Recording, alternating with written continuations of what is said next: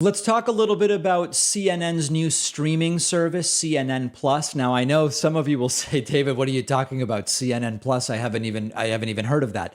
That's exactly the problem. I don't blame you if you haven't heard of it. I've only heard of it because I've had conversations about it with my agent about, do we want to make a pitch to CNN Plus? And I'm going to get back to that in a second. If you did not know CNN Plus launched, it's part of why it's already downsizing. And this makes me think even more strongly that the future of media is going to be in sort of narrowcasting independent media. There is a great report. There's a couple of reports actually that are interesting. A CNBC reporting, CNN Plus struggles to lure viewers in its early days, drawing fewer than 10,000 daily users. Now, for people who don't understand how disastrous these numbers are, understand that they are now 2 weeks into their existence, CNN Plus, and they are seeing fewer than 10,000 people a day using the streaming service into which CNN has poured millions and millions and millions. There are, I don't know for sure, but there are probably individual CNN Plus shows whose budget is multiple times that of the David Pakman Show. Just one of their shows, they're getting 10,000 total viewers a day. We are on 150 radio and television stations, on satellite television. We get 1 million YouTube views per day. We get 50,000 podcast downloads per episode, I guess better said. And they're getting 10,000 viewers on this entire thing each day. And as CNBC reports, the paltry audience casts doubt on the future of the application following the recent completed combination of Discovery and Warner Media into Warner Brothers Discovery. Warner Brothers Discovery CEO David Zaslav hasn't commented publicly on CNN Plus's long-term future. He told CNBC in February he'd need to see how it performs before making any other decisions. People spoke with CNBC on the condition of anonymity. CNN Plus launched on March 29. It costs $5.99 a month. Those are our prices. That's amazing. Those are our exact prices. We charge $6 a month for membership and $60 a year annually. It only became available on Roku. It's still not on Android TV. So I guess as it grows, then it might, I don't know. I guess maybe it'll do better.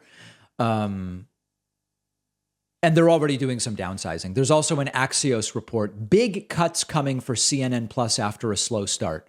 Investment and projections for CNN Plus are expected to be cut dramatically in response to a low adoption rate. Hundreds of millions are expected to be cut from the original investment total of $1 billion. To date, $300 million has been spent. I just, to put this in context, if we got a cash infusion of $5 million,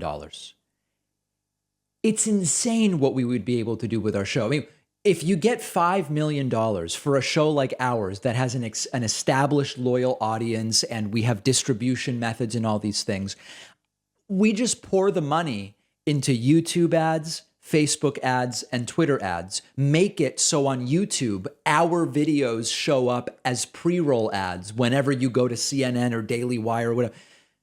We take proven content and we just dump money into putting it in front of people. The return on investment would be crazy. It would be crazy. And that's if we got $5 million in cash infusion. $300 million has been spent for 10,000 viewers a day. Okay, so that's enough. I'm not ragging on them, but what I'm pointing to here is we have a very drastically different media landscape. And in times past, the legacy power of CNN or the legacy power of Fox News or whatever would guarantee success when you go, oh, well, let's also do streaming. Let's go from legacy media to streaming.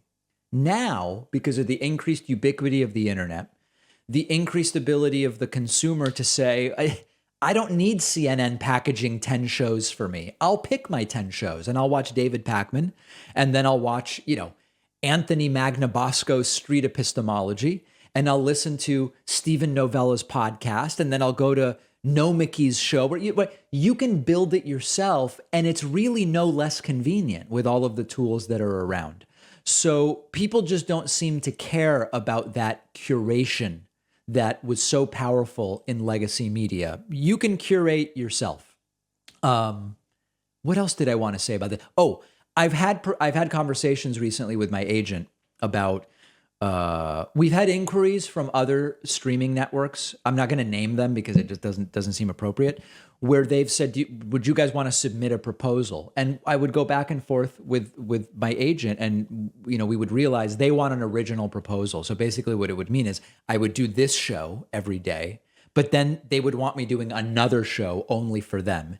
And when we looked at the money involved, and we looked at the 5 layers of management and oversight and editors, I don't want 5 bosses telling me what to do to double my work every single day. So we've passed on even making some of these proposals. And it seems that, as unappealing as it was to us as content creators, at least CNN Plus is appearing to be pretty unappealing to consumers as well. So I think that this bodes well. I have no problem with CNN Plus. I just think this bodes well for independent media. That's really what I think it means, where people are deciding for themselves. I'll curate. I don't need 24 hours of CNN Plus. Let me know your thoughts. Let me know whether you even pay attention to these types of networks.